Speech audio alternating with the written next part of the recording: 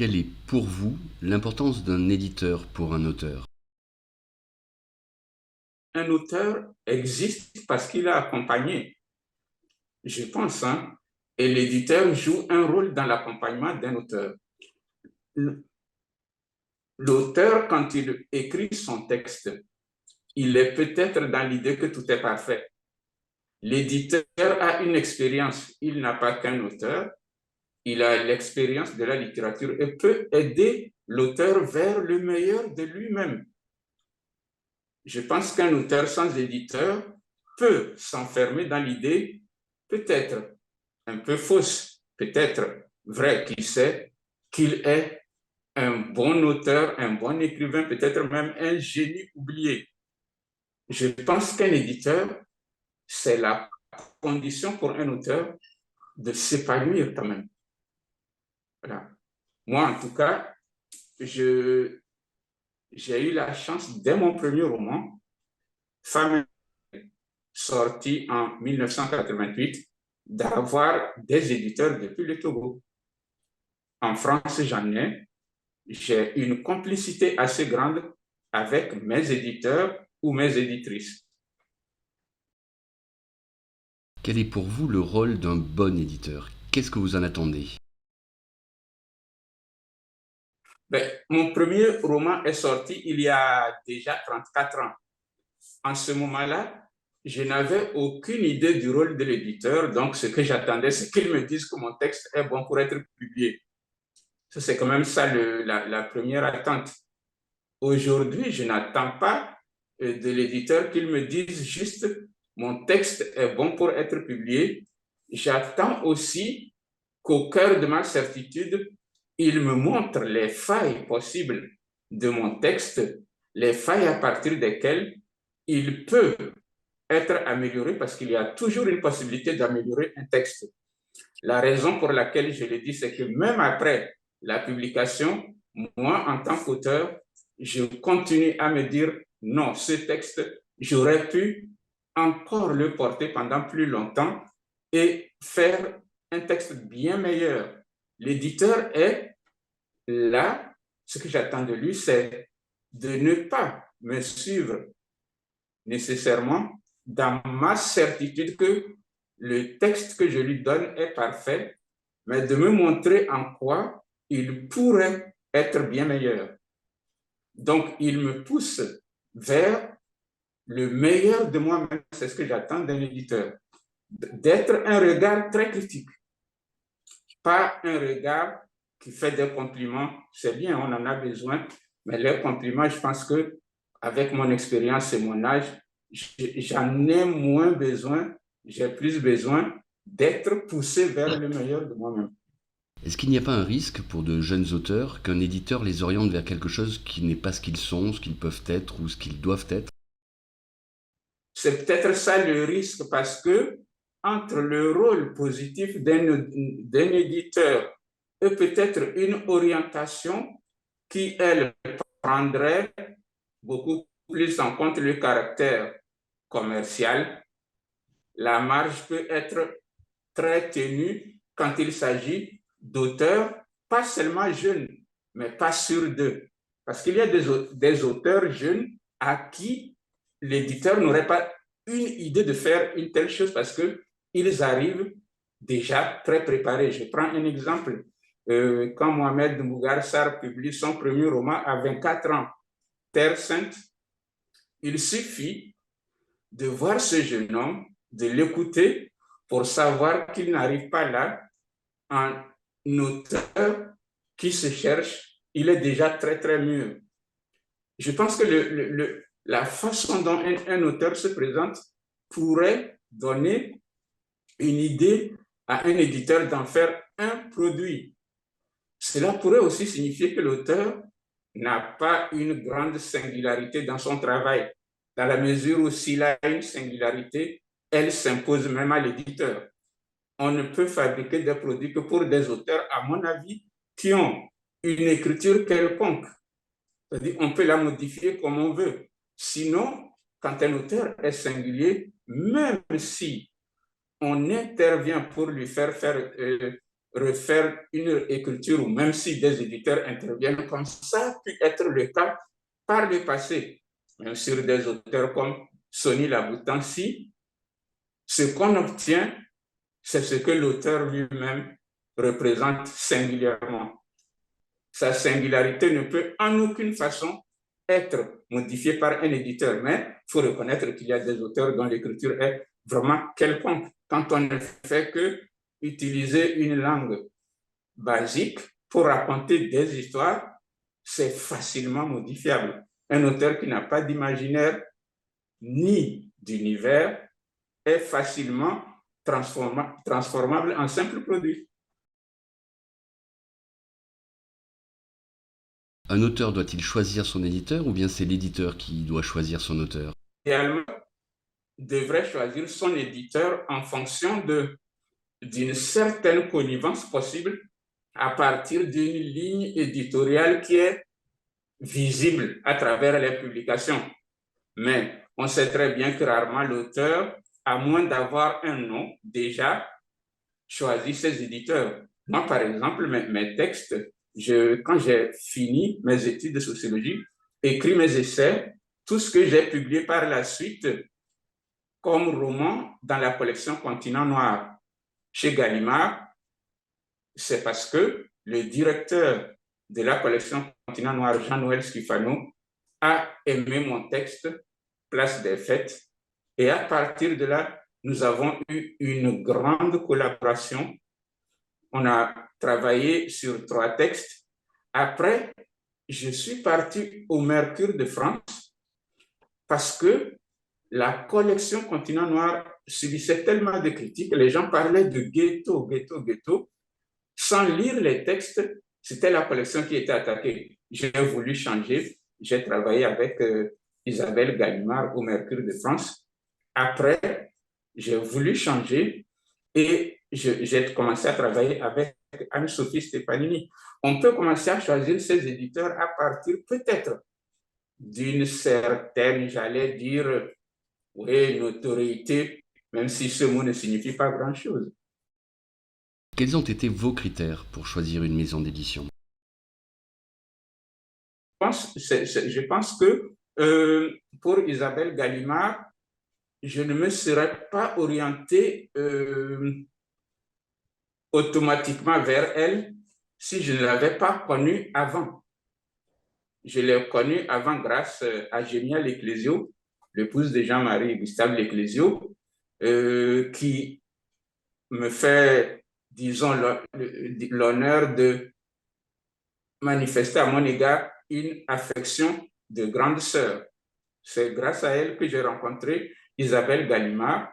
Donc, au moment où je voulais changer d'éditeur, je connaissais déjà Isabelle Gallimard.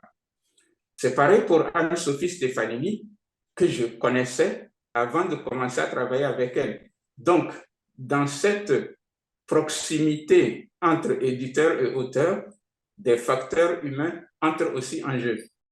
Si cette proximité est importante, n'y a-t-il pas parfois une trop grande distance géographique ou humaine entre les éditeurs et les auteurs? Oui, c'est vrai que ça limite un peu la possibilité de contact quand les gens ne sont pas dans la situation de rencontre. Cependant, on pourrait dire que la plupart des éditeurs qui publient les auteurs ne les connaissent pas nécessairement, même quand ils vivent en France. En général, ils envoient leurs textes ou sont recommandés par d'autres, parce que cette relation-là aussi existe. Des auteurs qui rencontrent quelqu'un qui n'a pas encore une expérience d'édition et qui vont devenir des passeurs de leurs manuscrits. Mais il faut bien avouer que c'est peut-être plus simple de cultiver ces liens-là de relations humaines quand on est sur place. Ce qui fait d'ailleurs que quand on prend les auteurs africains qui sont publiés à Paris, dans leur grande majorité, ils vivent en France. Sauf quand une maison d'édition décide d'aller les chercher. Par exemple, le concours annuel de la thèse RFI, Voix d'Afrique.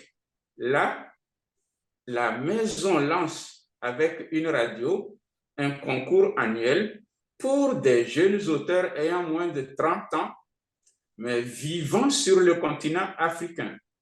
À partir de là, chaque année, le lauréat est publié. On en a maintenant 3.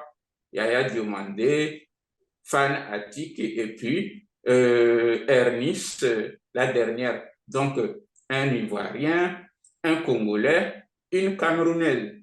Donc, chaque année, Voix d'Afrique fait entrer un auteur. Cependant, ça aussi, ça limite. Ça limite dans la mesure où c'est la maison qui les choisit sur la base d'un concours.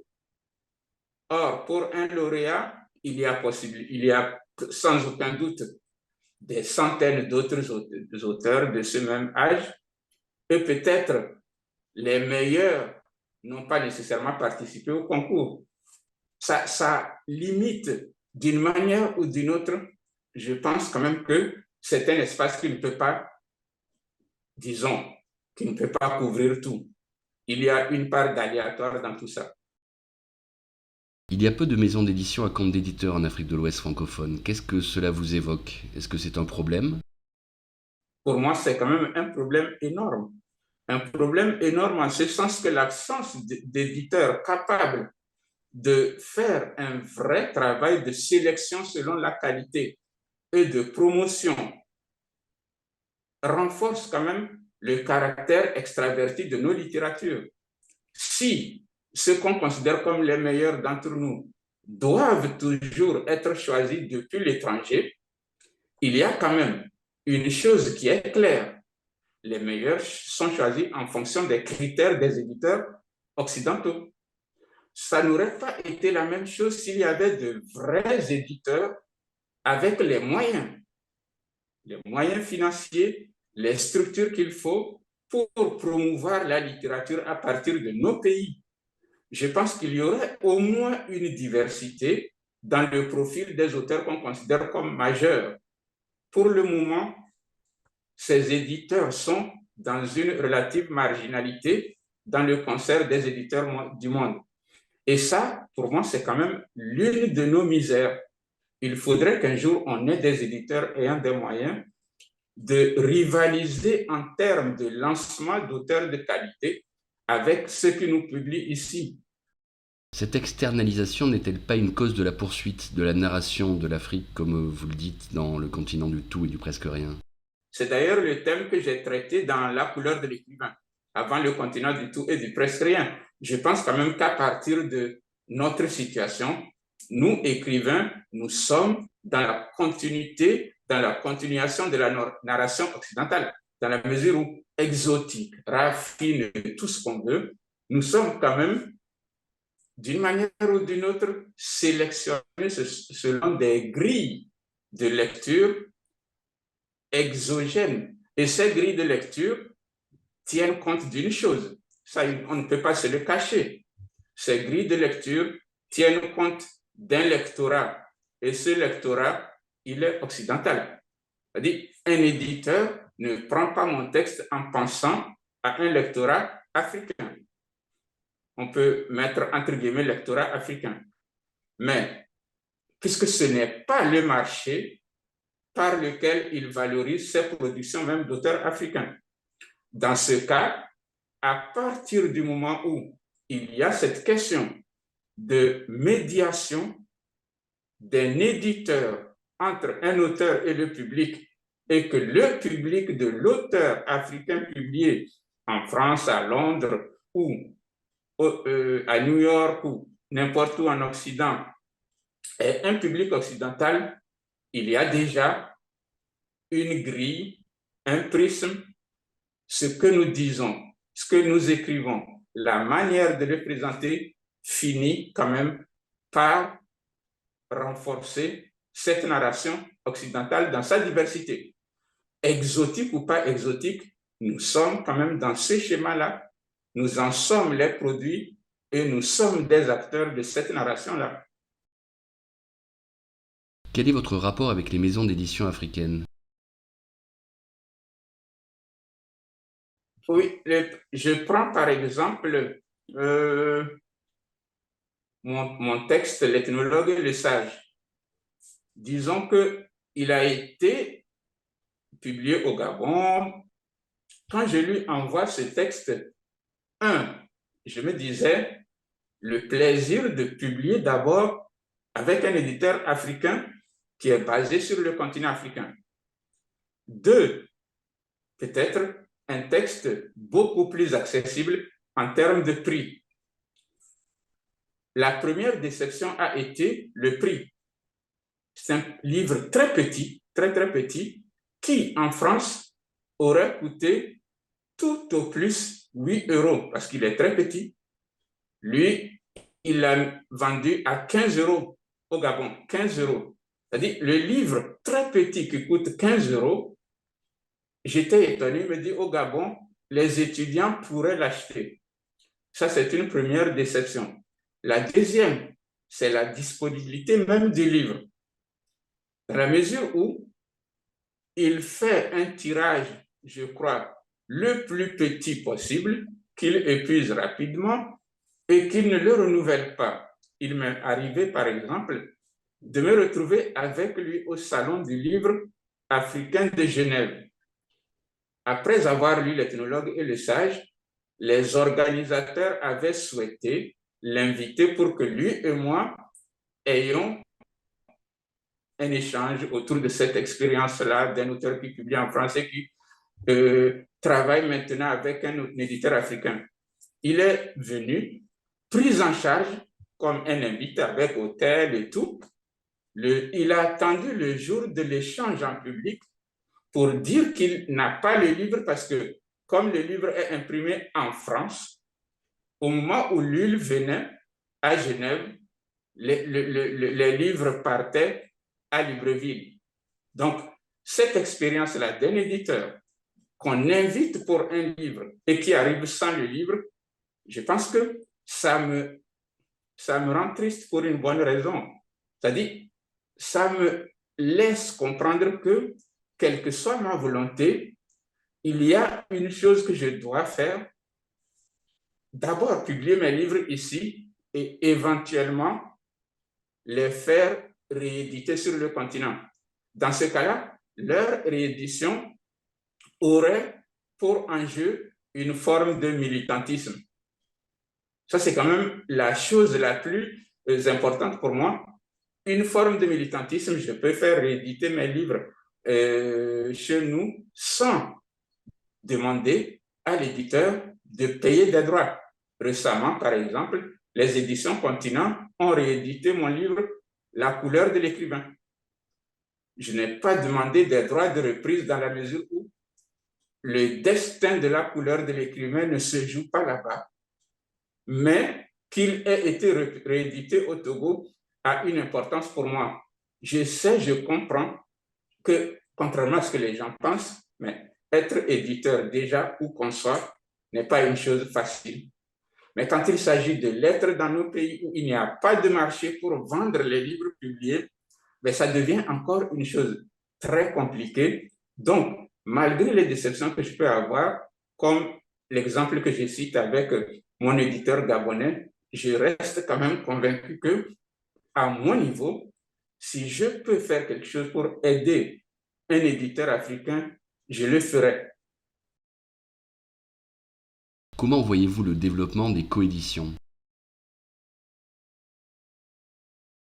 La coédition pourrait être l'avenir, mais il y a très peu d'éditeurs français qui accepteraient l'idée de coédition avec des éditeurs africains. Ce qu'ils font, ils éditent des livres et éventuellement peuvent vendre, même si c'est à des prix modiques, des droits de reprise limités sur le continent.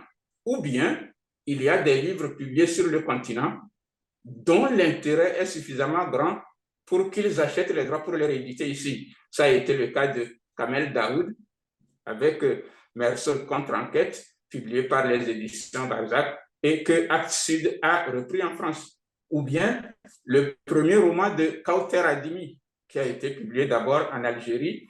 Les éditions Actes Sud ont racheté les droits pour les éditer ici. Quand ils les rééditent ici, d'ailleurs, en général, la version initiale est effacée. Le monde ne connaît que la reprise en Occident, en France. Kamel Daoud, par exemple, c'est quand même grâce à Actes Sud qu'on le connaît. Kauter Adimi, c'est grâce à Actes Sud et Osei qu'on la connaît. Donc, l'édition, la coédition n'est même pas en train de s'établir. Les éditeurs français, par exemple, n'ont pas ce genre de relation avec des éditeurs sur le continent africain. Pour conclure, un conseil ou plusieurs conseils pour de jeunes écrivains pour travailler avec un éditeur? Le conseil que je leur donnerais, franchement, ce serait peut-être, déjà à leur niveau comme écrivain, il faudrait qu'ils soient exigeants. Ça, la première exigence doit venir d'eux. Le deuxième conseil, c'est peut-être d'essayer de lire quelques livres de l'éditeur auquel ils souhaitent s'adresser pour voir si cet éditeur a une exigence au niveau littéraire ou de la réflexion à l'égard des auteurs qu'il publie ou s'il les publie sur la simple base de leur capacité à apporter des fonds. Il faudrait déjà qu'il s'assure que l'éditeur est un vrai éditeur, pas juste quelqu'un qui, à partir des fonds apportés, imprime des textes. Il faudrait qu'il s'assure que l'éditeur auquel il s'adresse est suffisamment connaisseur de littérature pour pouvoir aussi leur apporter une aide dans la réorientation, même en termes de lecture, en termes d'écriture, de réécriture. Il faudrait que l'éditeur soit un éditeur. Je pense que les jeunes auteurs doivent comprendre une chose. Elle me semble importante. Écrire, ce n'est pas accumuler, c'est aussi savoir soi-même jeter. C'est-à-dire, il y a des textes auxquels on tenait au moment où on les a entamés. À la fin, on se rend compte que pour soi-même, il faudrait qu'il ne soit pas mis à la disposition d'un public. Il faudrait qu'on fasse le deuil de certains projets, qu'on puisse quand même jeter certains textes avec l'idée que ce n'est pas publié si on est écrivain, ce n'est pas publié seul qui compterait, c'est peut-être tenter de publier des textes qui, s'ils ne sont pas nécessairement des chefs-d'œuvre, parce que les chefs-d'œuvre sont très rares, sortent quand même un peu de l'ordinaire. Ne pas être dans l'idée de publier des textes qu'on sait soi-même jetables. Il faudrait que les jeunes écrivains se méfient peut-être des éloges faciles du petit cercle d'amis pour se dire que quand on écrit, on a lu, et quand on a lu, on écrit avec la crainte que peut-être jamais on ne serait à la hauteur de ses propres références.